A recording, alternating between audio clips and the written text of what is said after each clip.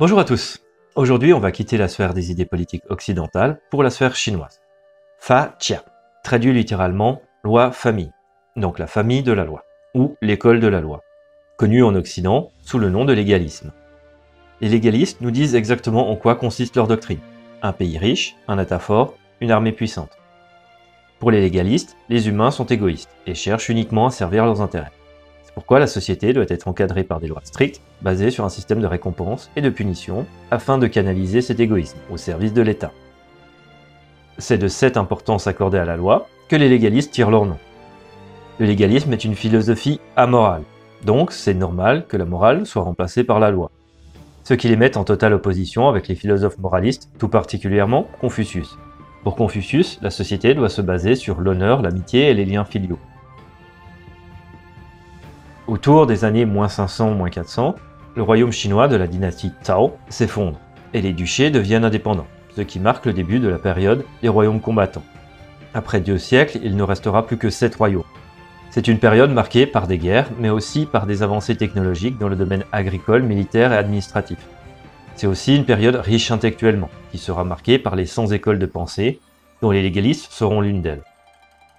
L'histoire nous a légué 3 légalistes notables, Shangyang, Li Ci et Han Fei. Non seulement une grande partie des textes de Shangyang nous sont parvenus, mais il a aussi été le premier ministre du royaume de Qin, donc on a une bonne idée de l'application de ses théories politiques. Li Ci est né dans le royaume de Chu, mais c'est dans le royaume de Qin qu'il fera sa carrière politique. Il deviendra premier ministre du roi Yingzheng, puis premier ministre de tout l'empire de Chine. Puisque Yingzheng, avec l'aide de Li Ci, vont unifier la Chine sous la dénomination Qin. Yingzheng est aussi connu sous le nom de Qin Shi Huang, le premier empereur de Chine. Han Fei est membre de la famille royale élargie du petit royaume de Han. C'est également un ancien camarade de classe de Li Ci.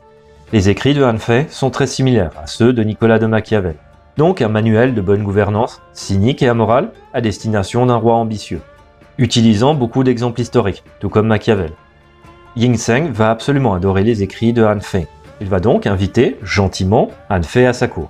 Quand je dis gentiment, c'est-à-dire qu'il va envoyer une armée à la frontière de Han et menacer de mettre le pays à feu à sang si Han Fei ne lui est pas immédiatement livré.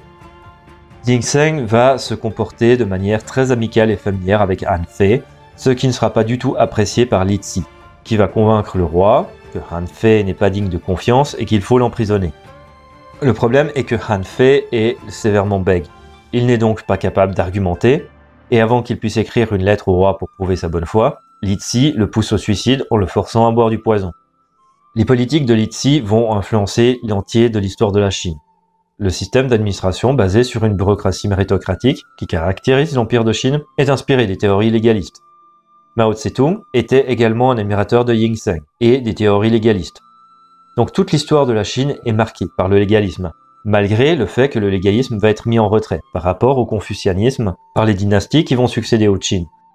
D'une part parce que la philosophie de Confucius est plus plaisante que celle des légalistes, et d'autre part parce que le légalisme va trop rappeler la tyrannie de la dynastie Qin.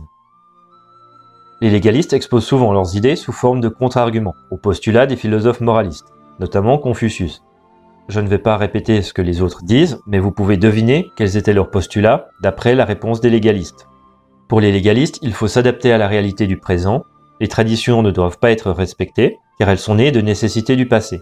Si les nécessités changent, les traditions doivent changer. Han Fei nous dit que par le passé, les hommes étaient moins nombreux, et les ressources plus abondantes. En conséquence, on pouvait se baser sur une simple morale et des coutumes pour régir les rapports sociaux, et garantir l'ordre sans besoin de punition.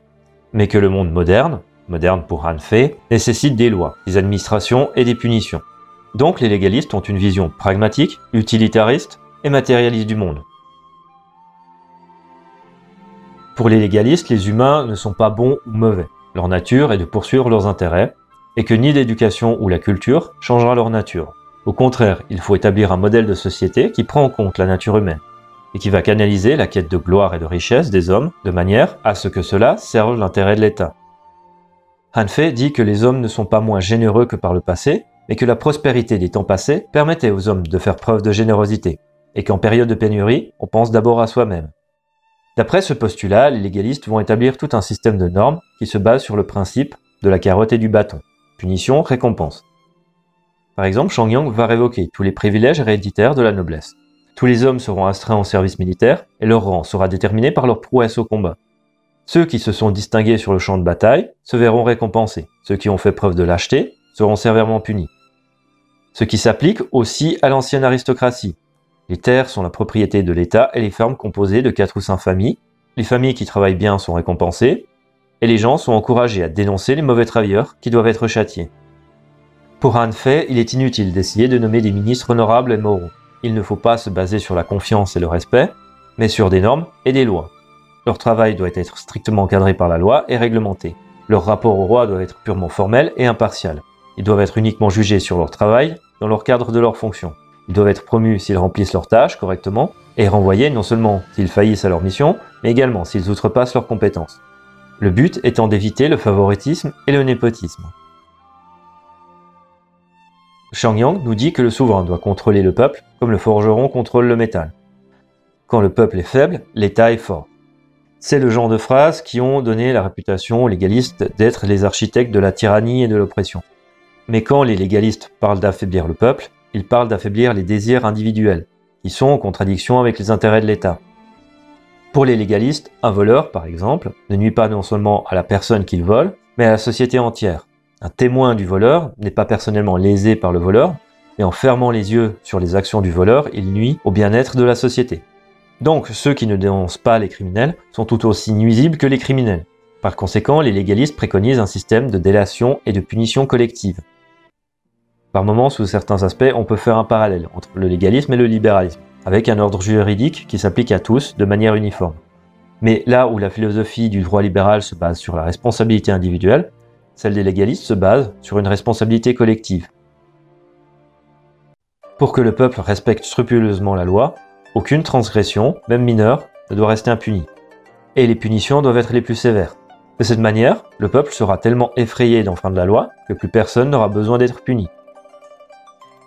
Sans un dur labeur dans les champs et la bravoure au combat, l'État est condamné à disparaître. Mais il ne faut pas uniquement se baser sur des punitions. Il faut aussi récompenser le dur labeur et la bravoure au combat. C'est pour ça que Shang Yang instaure un système de rang basé sur le mérite, et que les privilèges héréditaires de la noblesse sont révoqués. Donc on n'est pas dans une société égalitaire, on est dans une société stratocratique, mais basée en théorie uniquement sur le mérite. Le mieux on sert l'État, plus on reçoit des privilèges. Les légalistes considèrent que toutes les activités qui ne contribuent pas à l'agriculture ou à la guerre sont des activités inutiles ou parasites. Ça comprend les marchands, mais les marchands sont détestés par la quasi-totalité des philosophies chinoises, vu qu'ils ne produisent rien. Et ça concerne aussi les intellectuels. Non pas que les légalistes n'aiment pas les activités intellectuelles, mais ils considèrent que les gens qui font commerce de leur savoir et de leurs bonnes paroles sont des parasites. Par exemple, ici, il fera brûler toutes les écoles et les bibliothèques privées, en disant « s'ils veulent poursuivre une carrière d'intellectuel, qu'ils le fassent au service de l'État ». Un thème récurrent dans les textes légalistes est leur profond mépris pour ceux qui obtiennent gloire et pouvoir par la sympathie qu'ils inspirent auprès du souverain, notamment par la qualité de leur flatterie ou en agissant selon les goûts de leurs supérieurs. Han Fei donne l'exemple d'un duc qui aimait particulièrement les gens maigres, ce qui amena sa cour à s'affamer dans l'espoir de s'attirer ses faveurs. Pour Han Fei, c'est typiquement le genre de comportement qui nuise à l'État et qui doit être proscrit. Un souverain, dit-il, ne doit jamais agir en fonction de ses préférences personnelles. Il doit cacher ses goûts et ses préférences, afin que ses ministres se concentrent sur leur travail plutôt que d'avancer leur carrière en flattant les goûts de leur souverain. Pour les légalistes, les ministres sont dans une lutte de tous les jours pour le pouvoir et ne sont jamais dignes de confiance. Han Fei décrit la cour comme des tigres affamés prêts à dévorer le roi et son pouvoir. Un ministre va s'efforcer de prendre le contrôle du gouvernement en limitant ce que son souverain voit et entend.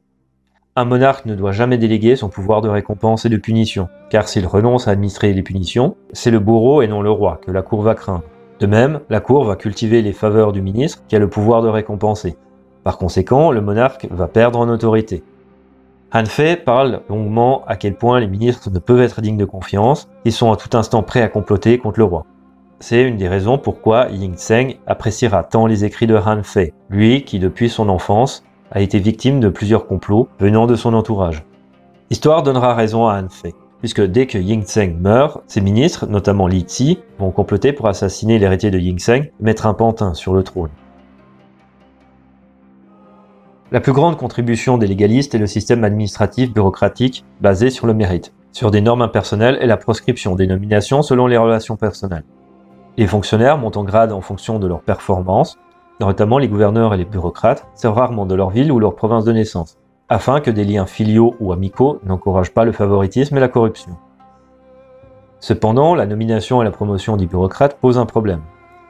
Durant les royaumes combattants, les fonctions héréditaires s'affaiblissent, et les fonctionnaires deviennent de plus en plus nommés en fonction des relations personnelles, de la réputation d'un individu et de sa capacité à faire bonne impression auprès de ses supérieurs. Ironiquement, Li Si doit sa carrière après avoir fait bonne impression auprès de Ying Zheng. Pour pallier à ce problème, les légalistes préconisent le recours à des standards et des normes administratives. Car si un souverain se base sur son bon vouloir et sa notion subjective d'individu méritant, même si les décisions prises en fonction de ces critères sont les bonnes, les légalistes nous disent que le souverain ne peut créer que ressentiment et jalousie dans sa cour, du fait du caractère arbitraire de ses prises de décision. Les légalistes préconisent qu'une fonction doit être attribuée à une personne ayant obtenu un rang inférieur au préalable. Un général doit avoir été un officier, un ministre doit avoir été un fonctionnaire de rang inférieur. Pour les légalistes, en particulier Han Fei, un fonctionnaire qui n'accomplit pas son devoir doit bien évidemment être puni. Mais il doit également être puni s'il accomplit le devoir d'un autre, ou s'il accomplit au-delà de ce qui lui a été demandé. Les politologues que j'ai lus ne comprennent pas pourquoi Han Fei veut qu'on punisse ceux qui remplissent le devoir des autres et ceux qui ont fait mieux que prévu. Parce qu'à première vue, c'est contre-intuitif. Moi, j'ai très bien compris ce que voulait dire Han Fei et je vais vous donner des exemples qui viennent de moi, parce que ceux d'Han Fei ne sont pas terribles. Si vous êtes le comptable et faites le travail de l'archiviste parce qu'il le néglige, non seulement vous allez encourager l'archiviste à négliger davantage son travail puisque vous êtes là pour passer derrière lui, vous allez lui éviter la juste punition qu'il mérite pour avoir négligé son travail parce que vous avez masqué ses manquements, et aussi potentiellement vous allez gagner en notoriété pour avoir fait plus que votre travail. Donc vous allez créer une situation qui amène vos supérieurs à vous juger sur autre chose que votre travail en vue d'une promotion. Donc vous créez une situation propice au favoritisme qui donne un mauvais exemple. Maintenant, imaginez que vous êtes l'archiviste et qu'au lieu de copier un parchemin par mois, vous en copiez 2. Encore une fois, vous créez une situation propice au favoritisme. Vous allez encourager les autres archivistes à se forcer à en faire autant pour s'attirer les faveurs de leurs supérieurs et créer une situation basée sur l'appréciation personnelle. De créer une règle informelle qui demande de copier 2 parchemins au lieu d'1, donc une situation en dehors des normes prévues par la loi qui encourage la tricherie et la jalousie. Les bureaucrates doivent être encadrés et surveillés par des organes de contrôle. Les légalistes mettent en garde cependant que les surveillants sont eux-mêmes motivés par leurs intérêts personnels, et donc corruptibles. Les légalistes ont du mal à trouver une solution à ce problème et le mieux qu'ils puissent préconiser, c'est que les organes de contrôle agissent selon des lois et des normes bien définies. Les légalistes ne remettent pas en cause une monarchie absolue héréditaire, et s'efforcent de créer une machine étatique et militaire qui puisse fonctionner malgré un roi médiocre, conséquence inévitable de l'hérédité. Le problème, c'est qu'ils n'arrivent pas à faire fonctionner leur modèle de gouvernance sans un souverain relativement compétent. Ils ont un modèle de société stratocratique, et toute stratocratie est dysfonctionnelle si la tête de la pyramide est pourrie. Normalement, un roi doit nommer un premier ministre compétent pour aider à la bonne gouvernance de son royaume. Mais comme les légalistes considèrent que tout ministre est un usurpateur en puissance, c'est une solution inacceptable. Et c'est là la faiblesse des théories légalistes, qui ne s'attaquent pas à la dernière strate de la pyramide. La dernière dynastie, la dynastie mandchoue des Qing, résolvera en partie le problème avec un système de princes de rang. Le plus méritant des princes étant désigné comme successeur, ce qui a permis aux Qing des successions stables et des empereurs relativement compétents. Les idées des légalistes d'instituer une bureaucratie pour administrer l'État et régir l'entier de la société par des lois clairement définies est une idée assez moderne, puisque c'est ce qu'on a aujourd'hui. L'histoire se souvient surtout des punitions extrêmement sévères préconisées par les légalistes. Mais leurs réelles contributions sont les réformes qui ont permis au royaume de Qin de devenir le plus puissant des royaumes, et non seulement d'unifier la Chine, mais aussi de la maintenir unifiée. La faiblesse des idées légalistes est qu'elles s'arrêtent au monarque, et que leur système aurait été plus cohérent sous une forme républicaine de gouvernement ou sous une monarchie constitutionnelle.